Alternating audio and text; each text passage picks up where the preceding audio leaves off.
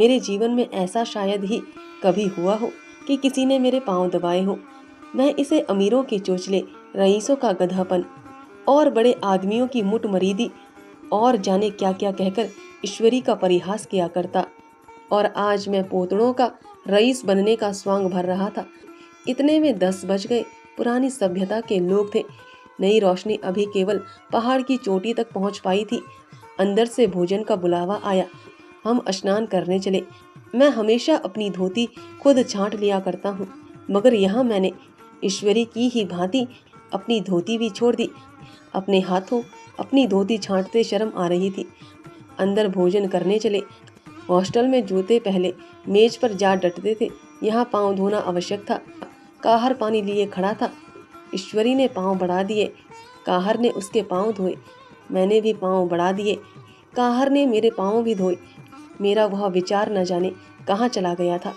सोचा था वहाँ देहात में एकाग्र होकर खूब पढ़ेंगे, पर यहाँ सारा दिन सैर सपाटे में कट जाता था। कहीं नदी में बजरे पर सैर कर रहे हैं, कहीं मछलियों या चिड़ियों का शिकार खेल रहे हैं, कहीं पहलवानों की कुश्ती देख रहे हैं, कहीं शतरंज पर जमे हैं। ईश्वरी खूब अंडे मंगवाता और कमरे में स्टोव पर आमलेट बनते। नौकरों का एक जत्था हमेशा घेरे रहता।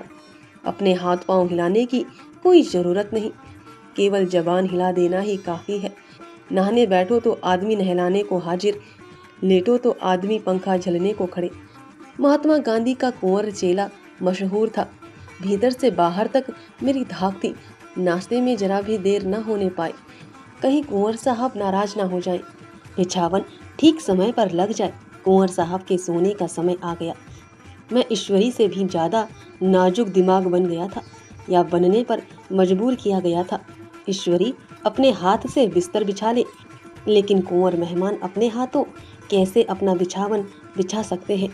उनकी महानता में भट्टा लग जाएगा। एक दिन सचमुच यही बात हो गई। ईश्वरी घर में था। शायद अपनी माता से कुछ बातचीत करने में देर हो गई। यहाँ 10 बज गए। मेरी आंखें नींद से झपक रही थी, मगर बिस्तर कैसे लगाऊं? कुंवर जो ठहरा। कोई 11:30 बजे मेहरा आया। बड़ा मुंह लगा नौकर था। घर के धंधों में मेरा बिस्तर लगाने की उसे सुद्धि ही ना रही। अब जो याद आई तो भागा हुआ आया। मैंने ऐसी डांट बताई कि उसने भी याद किया होगा। ईश्वरी मेरी डांट सुनकर बाहर निकल आया और बोला, तुमने बहुत अच्छा किया। यह सब हरामखोर इसी व्यवहार के योग्य है। इसी तरह ईश्वरी एक दिन एक जगह दावत में गया हुआ था। शाम हो गई, मगर लैंप मेज पर रखा हुआ था। दिया सलाई भी थी, लेकिन ईश्वरी खुद कभी लैंप नहीं जलाता था। फिर कुंवर साहब कैसे जलाएं? मैं झुंझला रहा था। समाचार पत्र आया रखा हुआ था। जी उधर लगा हुआ था, पर लैंप नदारद। देव योग से उसी वक्त मुंशी रियासत अली आ निकले। मैं उन्हीं पर उबल पड़ा। ऐसी फटकार बताई कि बेचारा उल्लू हो गया। तुम लोगों को भी इतनी फिक्र भी नहीं कि लैंप जलवा दो। मालूम नहीं ऐसे कामचोर आदमियों का यहाँ कैसे गुजर होता है। मेरे यहाँ घंटे भर निर्वाह ना हो। रियासत अली ने कांपते हुए हाथों से लैंप जला दिया। वहाँ एक ठाकुर अक्सर आया करता था। कुछ मनचला आदमी था, महात्मा गांधी का परम भक्त। मुझे महात्मा जी का चेला समझकर मेरा बड़ा लिहाज करता था, पर मुझसे कुछ पूछते संकोच करता था। एक दिन मुझे अकेला देखकर आया और हाथ बांधकर बोला, सरकार तो गांधी बाबा के चेले हैं ना? लोग कहते हैं कि यह सुराज हो जाएगा तो जमींदार ना रहेंगे। मैंने शान जमाई, जमींदारों के रहने की जरूरत ही क्या है? यह लोग गरीबों का खून चूसने के सिवा और क्या करते हैं? ठाकुर ने फिर पूछा, तो क्यों सरकार, सब जमींदारों की जमीन छीन ली जाएगी? मैंने कहा, बहुत से लोग तो खुशी से दे देंगे। जो लोग खुशी से ना देंगे उनकी जमीन छीननी ही पड़ेगी। हम लोग तो तैयार बैठे हुए हैं। जो ही स्वराज हुआ अपने इलाके असामियों के नाम हिबा कर देंगे। मैं कुर्सी पर पांव लटकाकर बैठा था। ठाकुर मेरे पांव दबाने लगा। फिर बोला, आजकल जमींदार लोग बड़ा जुल्म करते हैं सरकार। हमें भी हुजूर अपने इलाके में थोड़ी सी जमीन दे दे तो चलकर वहीं आपकी सेवा में रहे। मैंने कहा, अभी तो मेरा कोई अख्तियार नहीं है भाई, लेकिन ज्यों ही अख्तियार मिला मैं सबसे पहले तुम्हें बुलाऊंगा। तुम्हें मोटर ड्राइवरी सिखाकर अपना ड्राइवर बना लूंगा। सुना उस दिन ठाकुर ने खूब भांग पी और अपनी स्त्री को खूब पीटा और गांव महाजन से लड़ने पर तैयार हो गया। छुट्टी इस तरह तमाम हुई और हम फिर प्रयाग चले। गांव के बहुत से लोग हम लोगों को पहुंचाने आए। ठाकुर तो हमारे साथ स्टेशन तक आया। मैंने भी अपना पाठ खूब सफाई से खेला और अपनी कुबेरोचित विनय और देवत्व की मोहर हरेक हृदय पर लगा दी। जी तो चाहता था हरेक नौकर को अच्छा इनाम दूं, लेकिन वह सामर्थ्य कहाँ थी। वापसी टिकट था ही, केवल गाड़ी में बैठना था। पर गाड़ी गई तो ठसाठस भरी हुई। दुर्गा पूजा की छुट्टियां भोग कर सभी लोग लौट रहे थे।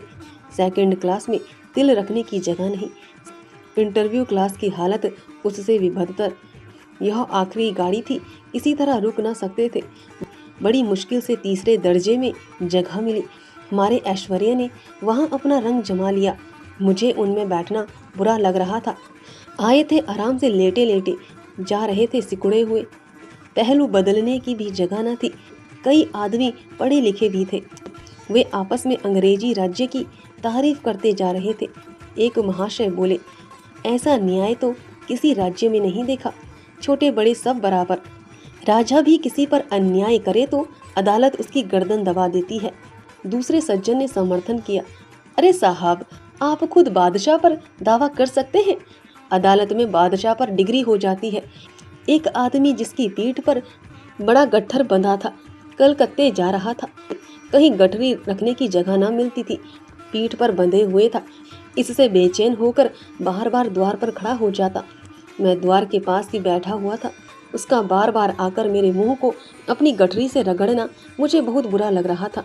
एक तो हवा यूं ही कम थी, दूसरे उस गंवार का आकर मेरे मुंह पर खड़ा हो जाना मानो मेरा गला दबाना था। मैं कुछ देर तक जबत किए बैठा रहा। एकाएक मुझे क्रोध आ गया।